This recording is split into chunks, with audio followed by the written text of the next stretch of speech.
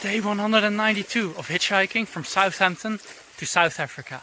Today we wanted to go into the jungle to see some gorillas and elephants, but we didn't have any food, so we first had to wait for the supermarket to drive past. There was a pretty limited selection of food, but Courtney made us some tomato and onion sandwiches, and then we headed out into the jungle.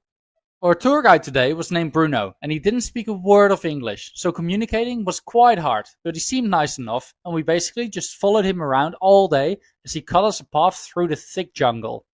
Eventually, things started to get a bit muddy, and Courtney tried to avoid it for as long as she possibly could, but eventually she had no choice but to also get her feet wet. We saw a monkey at one point, which was cool, but we came here to find a gorilla, so we kept going, and then eventually Bruno spotted one. I didn't see him myself, but we could hear him in the distance. Bruno tried to call him back over, but it didn't work, so we continued our trek further into the jungle.